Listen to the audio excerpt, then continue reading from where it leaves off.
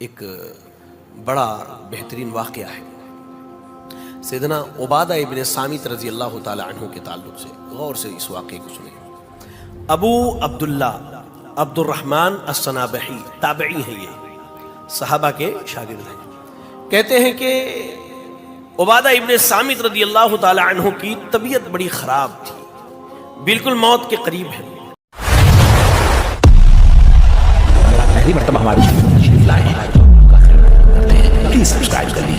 ہم سب ملاقات کے لیے پہنچے، ان سے بات چیت کی، تو جب میں نے ان کی حالت دیکھی تو میں زار و قطار رونے لگا. اس پر عبادہ ابن صامت رضی اللہ تعالی عنہ نے کہا کہ سنو، رو نہیں.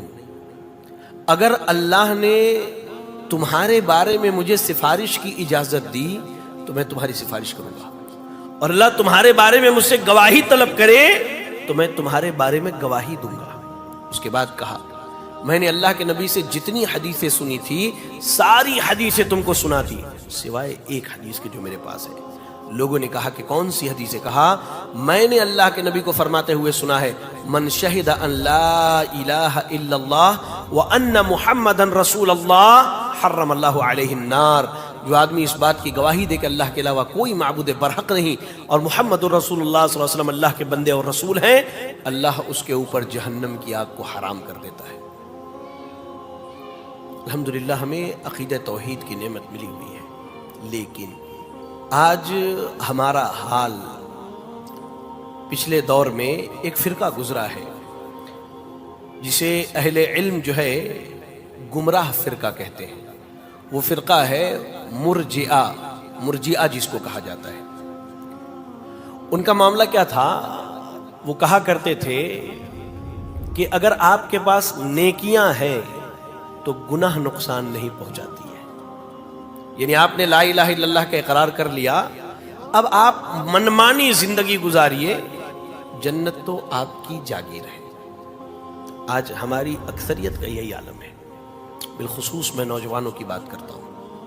ایمانداری سے نماز فجر میں کتنے لوگ ہوتے ہیں مسجد میں آپ کے یہاں؟ کتنے نوجوان ہوتے یہ بتائیے آپ. آج ہم نے بھی سوچ لیا ہے، باپ دادا اہل حدیث یا ہم نے اہل حدیثیت اقرار کی ہے، اب ہم جو چاہیں کریں، جنت تو جانا ہی جانا ہے. میرے بھائی، اہل توحید کو بھی جہنم میں ڈالا جائے گا. مسند امام احمد اور جامع ترمذی کی روایت ہے. جامع ترمذی میں حدیث نمبر 2597 یاد رکھنے کے لیے بتا رہا ہوں، اور حدیث جو ہے بالکل صحیح سند سے آئی ہے. جابر ابن عبداللہ رضی اللہ تعالی عنہ کہتے ہیں، یعذب ناس من اہل توحید فی النار. اہل توحید میں سے کچھ لوگوں کو اللہ جہنم میں عذاب دے گا. یہ حدیث میں اہل توحید کا ذکر ہے. ہمارا آپ اہل توحید ہے نا، دعوے داری ہے ہماری، ہم اہل توحید ہیں. کہا اہل توحید میں سے کچھ لوگوں کو اللہ جہنم کی آگ میں ڈالے گا، حتی یکونوا حمما، یہاں تک کہ وہ جل کے کوئلہ ہو جائیں گے. لا الہ الا اللہ. آپ کو معلوم ہے جہنم کے ایک لمحے کے عذاب کے بارے میں ایک صحیح حدیث آتی ہے کہ اللہ کے سامنے ایک آدمی لایا جائے گا. اللہ اس سے پوچھے گا، اے میرے بندے، دنیا کی تیری زندگی کیسی تھی؟ وہ کہے گا کہ اللہ، ایسی زندگی کی کبھی تکلیف میں نے دیکھی نہیں. وہ کہہ لیجئے 7 اسٹار زندگی تھی، لگزریس لائف تھی ایک دم. اللہ کے حکم سے اسے جہنم میں ڈبکی لگائی جائے گی. ڈبکی لگانا کہتے ہیں ہم جب سوئمنگ پول وغیرہ میں جاتے ہیں یا دریا میں، ناک پکڑ کے پانی میں جاتے ہیں اور باہر آ جاتے ہیں، چند سیکنڈز کا معاملہ ہوتا ہے. اس کو جہنم میں ڈبکی لگائی جائے گی. اس کے بعد اللہ تعالیٰ پوچھے گا، میرے بندے تیرا حال کیا ہے؟ وہ کہے گا، اللہ، ایسا لگ رہا ہے کہ پوری زندگی کبھی آرام میں نے دیکھا نہیں ہے، ایک لمحہ. اور یہاں بات ہو رہی کہ اہل توحید کو جہنم میں ڈالا جائے گا اور یہ جل کے کوئلہ ہو جائیں گے. پھر ان کو اللہ کی رحمت آ پہنچے گی، یہ جنت کے دروازے پر جو ہے نکال کر کے پھینک دیے جائیں گے. پھر اہل جنت ان پر پانی کا چھڑکاؤ کریں گے تو جیسے کیچڑ میں کمل کھلتا ہے ویسے ہی یہ کھل جائیں گے. پھر انہیں جنت میں داخلہ دیا جائے گا.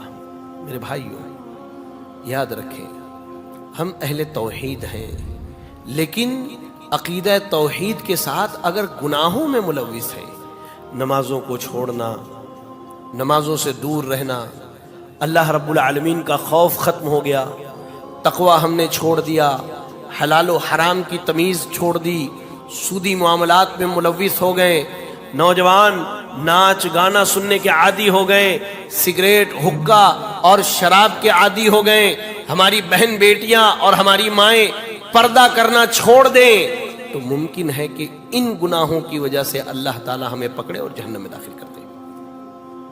اللہ کے واسطے اپنے نفس کی فکر کیجیے، کیونکہ عقیدہ توحید کی بنیاد پر جو نعمتیں ملنے والی ہے ان نعمتوں کو ہم اور آپ سوچ بھی نہیں سکتے۔ سیدنا ابو ہریرہ رضی اللہ تعالیٰ عنہ بیان کرتے، 3 نعمتوں کا ذکر کروں گا عقیدہ توحید کی بنیاد پر۔ ابو ہریرہ رضی اللہ تعالیٰ عنہ بیان کرتے ہیں کہ ایک دن میں نے اللہ کے نبی سے پوچھا کہ اللہ کے رسول صلی اللہ علیہ وسلم یہ بتائیے میدان محشر میں سب سے زیادہ آپ کی سفارش کا حقدار کون ہوگا؟ سبحان اللہ، کیا سوال ہے! کہا کہ سب سے زیادہ سفارش کا حقدار کون ہوگا؟ کہا اللہ کے نبی نے، ابو ہریرہ آپ کو علم سیکھنے کا جو شوق ہے نا، وہ دیکھ کر کے میں سمجھتا تھا کہ یہ سوال آپ ہی پوچھیں گے۔ اس کے بعد کہا آپ نے، اسعد الناس بشفاعت یوم القیامہ من قال لا الہ الا اللہ خالصا من قلبہ، کہ قیامت کے دن میری سفارش کا حقدار وہی آدمی ہوگا جس نے سچے دل سے لا الہ الا اللہ پڑھا۔ آج ہم دنیا میں اپنے لیے سفارشی تلاشتے ہیں، فلاں پیر صاحب کے مرید ہو جائیے، فلاں کی جو ہے بیعت کر لیجئے، فلاں کے دامن کو پکڑ لیجئے، یہ ہماری سفارشیں کریں گے۔ سفارش کوئی عام چیز نہیں ہے۔ اللہ قرآن میں کہہ رہا من ذا الذی یشفع عندہ الا باذنہ، آیت الکرسی سب پڑھتے ہیں، لوگ تو گھروں میں سجا کے رکھتے ہیں، کبھی اس پہ غور کرو اللہ نے کیا کہا کہ اللہ کی اجازت کے بغیر وہاں کسی کو سفارش نہ ملے گی۔ اور قرآن و حدیث یہ بتلاتی ہے کہ سفارش کرنے والا بھی اہل توحید سے ہوگا، اور جس کی سفارش کی جائے گی وہ بھی اہل توحید میں سے ہوگا۔ نہ مشرک کو سفارش کی اجازت ہوگی، نہ مشرک کے حق میں سفارش کی جائے گی سوائے ابو طالب کے، سوائے ابو طالب کے۔ اللہ کے نبی کو اللہ تعالیٰ اختیار دے گا، آپ سفارش کریں گے تو ان کے عذاب میں کمی کی جائے گی، لیکن جہنم سے نکالا نہیں جائے گا، یہ آپ سمجھ لیجیے۔ تو عقیدہ توحید کی بنیاد پر سفارش کی نعمت ملنے والی ہے، جس کے لیے لوگ آج اپنے ایمان اور عقیدے کا سودا کر رہے ہیں، درگاہوں پر جا کر کے، قبروں پہ جا کر کے، مزاروں پر جا کر کے۔ اور 2 بڑی نعمتیں، جب جنتی جنت میں چلے جائیں گے، جہنمی جہنم میں چلے جائیں گے، موت کو لا کے ذبح کر دیا جائے گا اور اعلان ہو جائے گا کہ آج موت کو بھی موت آ گئی، اب جنتی ہمیشہ جنت کی نعمتوں میں، جہنمی ہمیشہ جہنم کے عذاب میں۔ اس کے بعد اللہ تعالیٰ جنتیوں سے بات کرے گا، یا رب، وہ نعمت جس رب کی پوری زندگی عبادت کی، وہ رب بات کرے گا آپ سے، کوئی ترجمان اور ٹرانسلیٹر نہیں ہوگا، اللہ سیدھے سیدھے بات کرے گا۔ اللہ اپنے بندوں سے کہے گا، اے میرے بندو، جنت کی جو نعمتیں ملی ہے اس کے بعد بھی کچھ چاہیے؟ تو جنتی کہیں گے، اللہ الم تبیض وجوہنا، گناہوں سے ہمارے چہرے سیاہ ہو گئے تھے، اللہ تو نے گناہوں کو معاف کر کے چہروں کو روشن کر دیا، اللہ ہمارے گناہوں کو معاف کیا، جنت کی نعمتیں دے دی، اب کیا چاہیے؟ اللہ کہے گا، جاؤ میرے بندو، آج میں تمہیں اپنی ایک بڑی نعمت دیتا ہوں، وہ نعمت یہ کہ میں تم سے راضی ہو گیا، آج کے بعد کبھی ناراض نہیں ہوں گا۔ اللہ کی رضا ملے گی، جس کے لیے پوری زندگی کوشش ہوتی ہے ہماری کہ اللہ ہم سے راضی ہو جائے۔ اور دوسری نعمت، اللہ بات کرے گا جنتیوں سے، اللہ کہے گا اور کچھ چاہیے؟ کہیں گے نہیں، رب جو نعمتیں ہیں وہ کافی ہے۔ اللہ اکبر۔ اللہ تعالی اپنے چہرے کا دیدار کروائے گا، اپنے چہرے کا دیدار کروائے گا۔